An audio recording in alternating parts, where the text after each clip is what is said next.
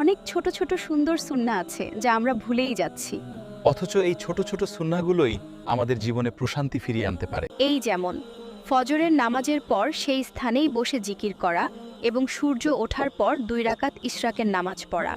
এতে 1 হজ ও 1 উমরার সওয়াব লাভ, গুনাহ মাফ হওয়া, দিনের শুরুতে বরকত ও শান্তি পাওয়া এবং আল্লাহর সন্তুষ্টি অর্জন করা যায়। সুবহানাল্লাহ। আরেকটা বিষয়, আমরা যখন খুব খুশি হই তখন শুধু আলহামদুলিল্লাহ বলি, কিন্তু সুন্নাহ হলো খুব বেশি খুশি হলে শুকরিয়া স্বরূপ সাথে সাথে সিজদায় লুটিয়ে পড়া।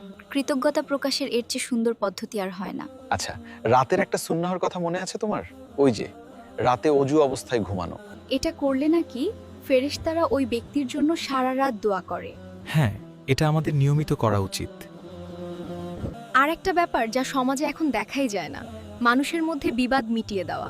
এখন তো মানুষ বিবাদ দেখলে উল্টো উপভোগ করে, অথচ মুসনাদে আহমাদে বিবাদ মিটিয়ে দেওয়াকে অনেক বড় সওয়াবের কাজ বলা হয়েছে। তুমি ঠিকই বলেছ।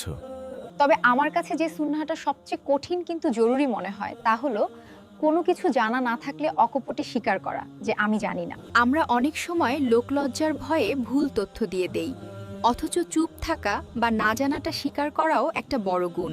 সত্যিই, এই হারিয়ে যাওয়া সুন্নাহগুলো যদি আমরা আবার চর্চা করতে পারি, তবে আমাদের ঘর এবং সমাজ দুটোই শান্তিময় হয়ে উঠবে। তবে আজ থেকেই আমরা নবীজির সুন্নাহগুলো মেনে চলার চেষ্টা করব। ইনশাআল্লাহ।